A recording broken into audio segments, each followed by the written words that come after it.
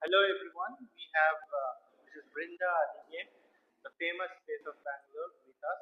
She is the face of Amaya for us and welcome madam and please tell us a bit about yourself. Namaskaram. I represent Global Concerns India. I work with Global Concerns India. I am also the convener of Mukti, an alliance against human trafficking and bonded labor. Global Concerns India also sits on the State High Powered Committee against human trafficking. We work closely with the various government departments. Primarily, GCI works on education, nutrition, health, and of course, social protection and justice. We absolutely believe that gender equity and gender equality is the way forward. You and I know that it is the mothers, the sisters in our homes, in our communities who propel change. And so we work very closely with children, women, and of late with senior citizens. Much of my work has been to mentor and lead organizations. I have started several organizations since the time I passed out in 1991. I have started an organization with another friend of mine called Sati in Raichur. I used to work with Bosco, an organization that works with street children. That is where my work with the police began, helping children who live on the streets to have somebody who can advocate on their behalf. And that in 1991 was something that was very, very new because there was never a felt need that organizations must be advocates of children who live on the streets, who have no protection, and who become easy and vulnerable prey for everybody. From there, we started something called as people friendly, child friendly police, which was a training module that was supported by UNICEF and it got translated into 6 different languages and was being used in various police training colleges. 1997, I pioneered, along with the Police Commissioner of India, Mr. L. Revan Siddaya, Makkala Sahayavani, the first child protection helpline in India, along with the police. So we had in the Police Commissioner's office social workers and police working together, addressing calls from children.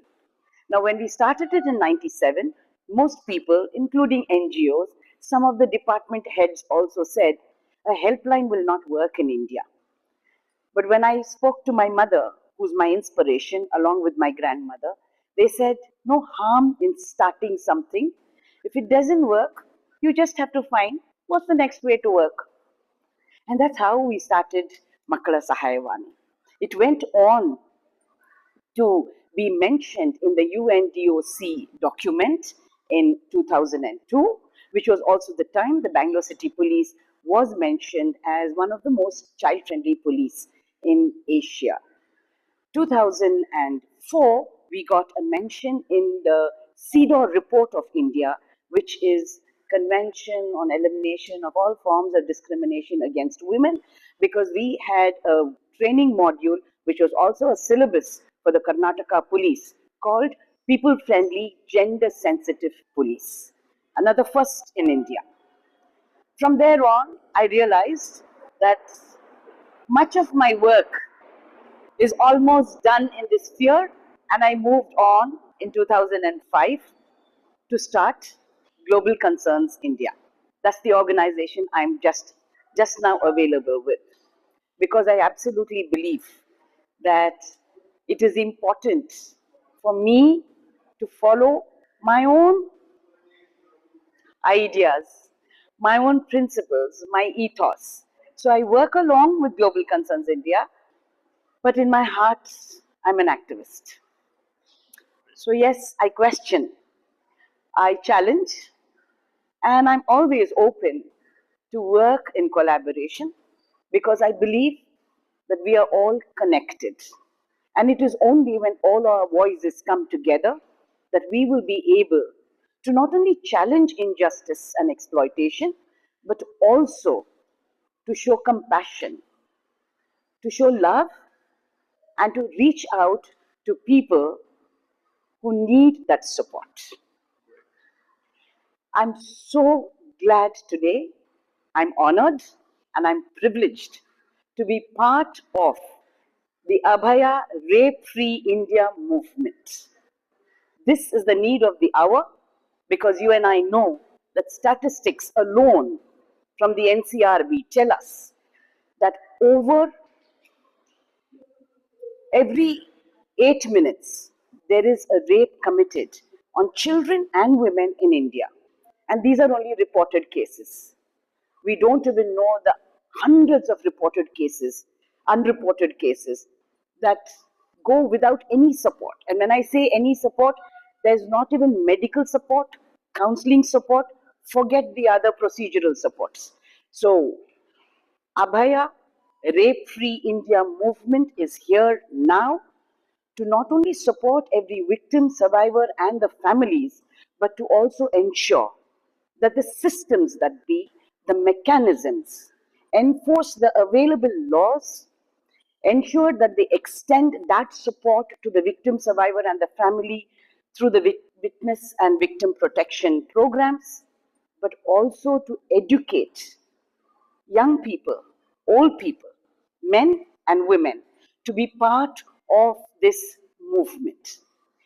Only if you stand with all of us together will we be able to make India that truly great nation that each of us will continue to feel proud to be part of. Make this message very, very strong, personally, individually. We respect everybody, irrespective of their caste, their religion, what they eat, what they wear, where they live. Because we know a lot of atrocities are committed on Dalits, especially Dalit girls and Dalit women. And these cases do not even come to the police station. They do not get the support that is constitutionally guaranteed to them. And that becomes our responsibility. And that is the responsibility that Abhaya Rape Free India movement has taken up. And I feel privileged to be part of this wonderful movement, which I'm sure you will join at once.